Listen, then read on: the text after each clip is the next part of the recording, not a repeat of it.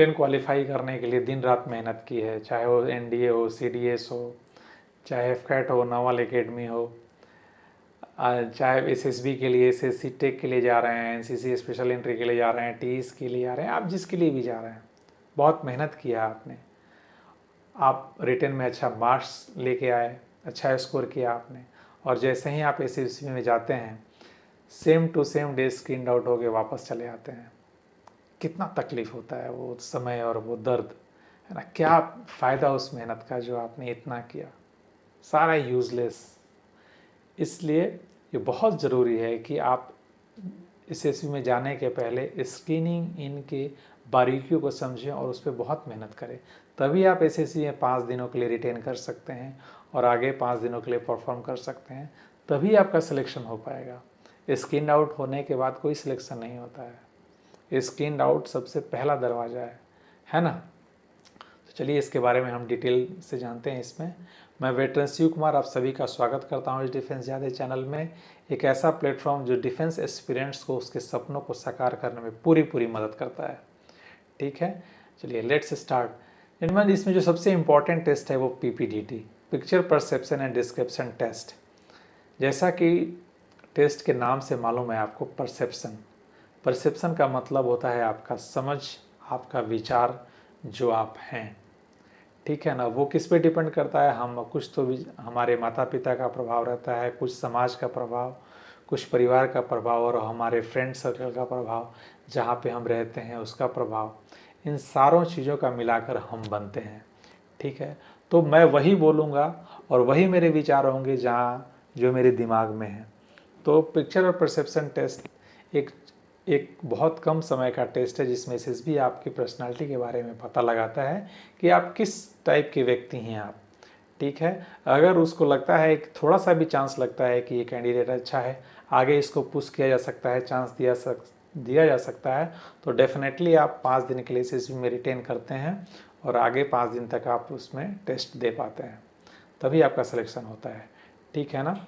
चलिए इसको हम 5 भागों में डिवाइड कर सकते हैं। सबसे पहला, आपको हेजी या ब्लर पिक्चर आपको दिखाई जाती है, उस पिक्चर को आपको 30 सेकेंड्स के लिए ऑब्ज़र्व करना है कि आपने कितने लोगों को वहाँ पे देखा, कौन कौन सा कैरेक्टर देखा, कितने मेल थे, कितने फीमेल थे, उनका एज ग्रुप क्या था, लोग कहाँ कहाँ पर थे, उसको आपको अपने सीट ऑफ पेपर पे वहाँ पे आपको मार्क कर देना है 30 सेकंड के अंदर।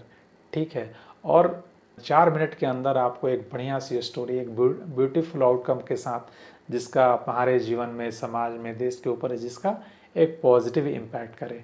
ठीक है, जैसे ही आपकी स्टोरी लिखना ख़त्म हो गया, आप हॉल से बाहर आ गए, आपको शांत नहीं बैठना है, आपको whatever the story you have written you have to keep memorising your self again and again again and again.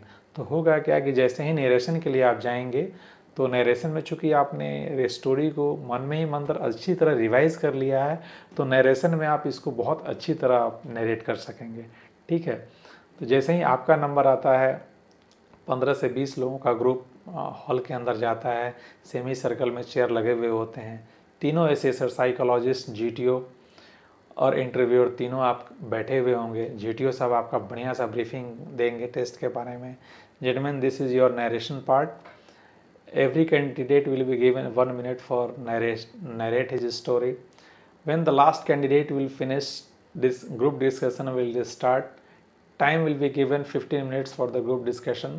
When the group discussion will be finished, one candidate will be nominated from you and he will tell the common story.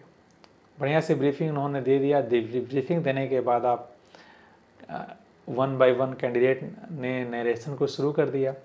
अगर आपका पहला स्थान आता है narration के लिए, आपको बढ़िया सा कॉन्फिडेंट होने के साथ नज़रों में नज़रें मिला के नरेट कर देना है। चूँकि आपने पहले ही नरेशन अपने दिमाग में याद कर लिया है, मेमोराइज़ कर लिया है, तो आप कॉन्फिडेंट होकर उसको दीजिए, सबके चेहरे पे देख के स्माइल करते हुए।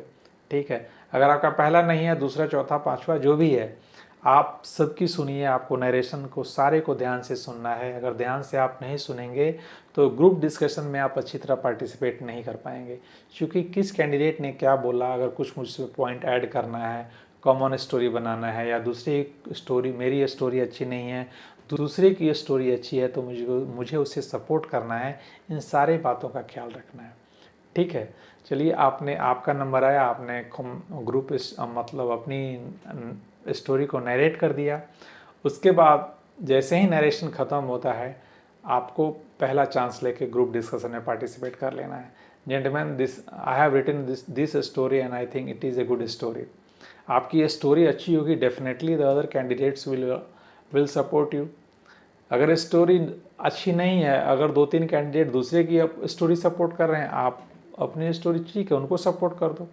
भाई मेरा अच्छा नहीं है, किसी दूसरे का अच्छा है तो अच्छा कहने में क्या बुराई है, आप उसको सपोर्ट कीजिए। 2-3 अच्छे पॉइंट अगर मिलते हैं तो आप उस 2-3 उसमें पॉइंट ऐड कर दीजिए। ठीक है, आपको you have to speak maximum 3 times. ऐसा नहीं कि केवल आप ही को बोलना है, दूसरे को बोलने ही नहीं दे रहे हो यार। माइनॉरिटली डिटेल को नहीं समझ पाते हैं, इसलिए लड़के स्किन आउट हो जाते हैं।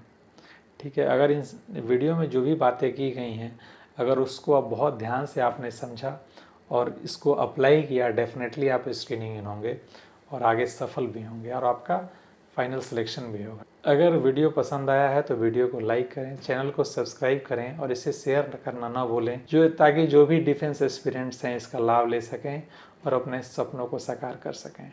ठीक है, थैंक यू, जय हिंद, जय भारत।